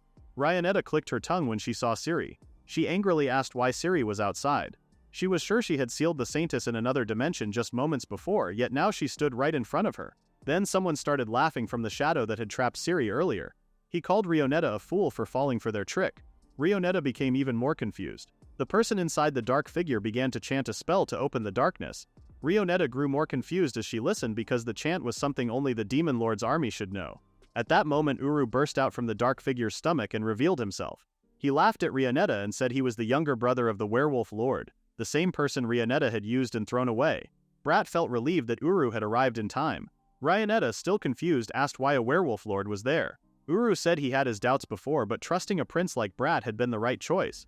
Because of Bratt, he finally got to see Reincarnated looking angry. Bratt apologized to Reincarnated and said that Uru had already told him everything about her. Because of that, he had known her plan from the very beginning. Reincarnated could not believe that they had seen through her plan. Bratt explained that he had Uru act as Ciri's body double. It was the only way to protect her from Reincarnated's illusion magic. He remembered that in the game, Reincarnated had used Nightmare Mirage to try to take over a nation, and he was glad he knew how to stop it. He also realized that a werewolf's ability to change shape was very useful. The king, who was Bratt's father, praised him for doing well. Marie thought Bratt was amazing for planning so far ahead. Logie admired her master even more. Reincarnated said that Bratt's insights were surprising, but they were not a problem for her. She explained that the monsters she had left in the nearby forest should have already been attacking the people in the capital. Bratt asked if she meant that forest. Reincarnated declared that from the very beginning, her goal had been to gather a large amount of negative human magic power and use it to revive the Demon Lord. She believed that as long as she achieved this goal, nothing else mattered. She also believed that her own wish would come true once it was done. She was confident that even Bratt could not stop a monster attack coming from the forest. As proof, she said that the people of the magic capital should already be trapped inside her magic stone. She then took out the magic stone, which was kept inside a small cage, and told them to look at it. However, the magic stone looked pale and empty. This confused Reincarnated. Outside the capital, Garasse complained that he felt very sleepy. He had not expected to run into so many monsters. Some of the monsters tried to sneak up and attack him, but they were suddenly hit by a fire magic spell. Merlin said it was just a large and annoying group. Even so, he was surprised that a whole battalion from the Demon Lord's army had appeared. He did not expect that Bratt had found a hidden force that he himself had not noticed. Garasse said it was supposed to be his nap time and told Merlin to handle it. Merlin called him a moron and said it would be a hassle to fight that many enemies. He then wondered who Bratt really was, since he seemed to know everything. He even questioned if Bratt was truly just a human child. The monsters kept attacking. Garasse's face became serious. He took a firm stance with his greatsword and activated his territory skill. A bubble spread out from where he stood. As soon as the monsters entered his territory, Garasse cut them all down in a single strike. Merlin watched in silence. He realized that Garasse could handle everything on his own. Garasse then asked if Merlin was asking about Bratt. He said he had no idea about him at all. This made Merlin feel confused. Back in the arena, Bratt told Reincarnated what they had done. He asked her to surrender. He explained that the people's magic would no longer gather in the stone she was holding. He pointed out that her plan had completely failed. Reincarnated became furious and glared at him for ruining everything. She angrily asked who he was. Bratt paused for a moment and then said he was just a prince from a certain kingdom who wanted to avoid his fate. Reincarnated felt like he was mocking her, which made her even angrier. She threw daggers at him. Bratt easily dodged them and asked if she really wanted to continue like this. He told her to listen to him first. Reincarnated refused. She said she had no time for his nonsense, and decided she should crush him at the very least. She rushed in for close combat, but Bratt avoided all of her attacks with ease. She could not understand why none of her attacks were landing. Bratt kept trying to speak. He was able to dodge her attacks because he remembered her attack patterns from the game. At the right moment, he grabbed her hand and told her to listen. He said he could save her little sister. Reincarnated was shocked when she heard this. Uru tried to stop Bratt, but Bratt told him it was fine. He asked Uru to let him handle everything. Still confused, Reincarnated asked why and how Bratt knew about her little sister. In the past, a young Reincarnated went to a noble's house on a rainy day. A nobleman met her at the door. He told her she might have the wrong address and said he was in the middle of a meeting. Because of the rain, he urged her to go home quickly so she would not get sick. Reincarnated said something in return, but the sound of the rain covered her words. The man leaned closer to hear her better. In the next moment, he cried out in pain. Reincarnated had already pushed a knife into his stomach. She apologized and said she was only following orders. Her task was to eliminate the leaders who were trying to overthrow the royal family. She said the orders came directly from the kingdom. The man fell to the ground and died. Reincarnated then went inside the house. Soon after, screams filled the air, followed by the sounds of people dying. Reincarnated was part of the Brunel family. For many generations, they had served the Holy Kingdom of Reimer. They held the title of Viscounts, but their true work was assassination. They were the kingdom's hidden secret. After her mission, she returned home and found her family lying in pools of blood. Men in uniform with swords had killed them. Reincarnated screamed in horror. A soldier told his commander that she was the eldest daughter. The commander ordered him to kill her as well. Her father was barely alive. With his last strength, he told Reincarnated to run and take Arietta with her. At that moment, Arietta arrived home carrying a basket of flowers. She froze in shock when she saw everyone dead. A soldier thought she was the youngest daughter. The commander felt pleased that both girls were there and ordered his men to kill them. Reincarnated quickly grabbed Arietta's hand and pulled her away. As they ran, she realized that the Brunel family had been wiped out. Their secret work as assassins had slowly become known. Because of this, people began to blame the royal family for protecting them. Under pressure, the kingdom decided to get rid of the Brunel family. Reincarnated and Arietta managed to escape their pursuers. They believed they had finally found a safe place to live. However, something terrible still happened. One day, Reincarnated came back home. Her little sister greeted her with a bright smile while cooking their meal. Arietta pointed out that Reincarnated came home late. She said she had been watching the area and no dangerous people had appeared. She also shared that she made her sister's favorite mushroom soup. Reincarnated tried to smile as she listened. Arietta invited her to eat, but there were strange scars on her skin. After they settled in a quiet peninsula, Arietta had been exposed to strong magic from the local spirits. Because of this, she fell under a powerful curse. The curse trapped her soul and forced it to wander in endless darkness. It placed her in a deep sleep that she would never wake from. Reincarnated could only cry. She wondered how much more she could lose to fate. She tried everything, but Arietta never opened her eyes again. Then Beelzebub appeared before her. He offered a deal. If she helped awaken the Demon Lord, he would save her sister. With no other choice, she joined the Demon Lord's army. Back in the present, Reincarnated said she did not know how Bratt learned about her sister. She also said she was already tired of trusting people. Bratt then asked why she trusted and worked with Beelzebub and the Demon Lord's army if she had trouble trusting others. Reincarnated paused for a moment, but she still answered. She said it was because Beelzebub made a sword contract with her. Bratt remembered that a sword contract was a very strong type of magic. If someone broke it, they would lose their life. He realized that Beelzebub had risked his own life for it. Because of that, Bratt decided to make the same kind of contract. This surprised and confused Reincarnated. Uru became angry and questioned what Bratt was thinking. Reincarnated asked why he would do something like this for her sister. She said he did not owe her anything. Bratt explained that it was the only way he could think of to gain her trust. Marie tried to listen from where she stood, but she could only catch a few words, mostly about death. Bratt promised that he would save her sister. In return, he wanted her to stop her attack on the royal capital. He asked what she thought, saying it was a fair deal for both of them.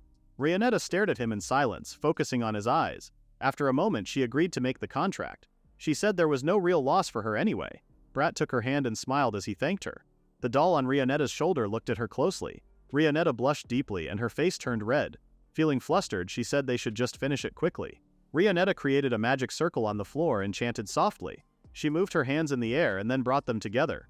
Bratt felt surprised as he saw her finish a powerful spell so quickly. He had expected that level of skill from a demon general. Reincarnated then pulled a shining sword out of her left palm. Logi watched with worry. Reincarnated removed the glove from her right hand and bit her thumb. She let her blood fall onto the shining sword. She turned to Bratt and asked him to swear on the sword that he would break her sister's curse. Bratt wounded his own right thumb and let his blood fall onto the sword. He made the promise. Reincarnated asked if he was truly sure about his choice. Bratt confirmed that he was. Reincarnated then told him to lower his guard. When he did, she threw the sword at him and stabbed his chest. With that, the contract was complete. Bratt stood still, smiling. That is the complete ending of the manga recap, as the series got axed sadly. Thanks for watching.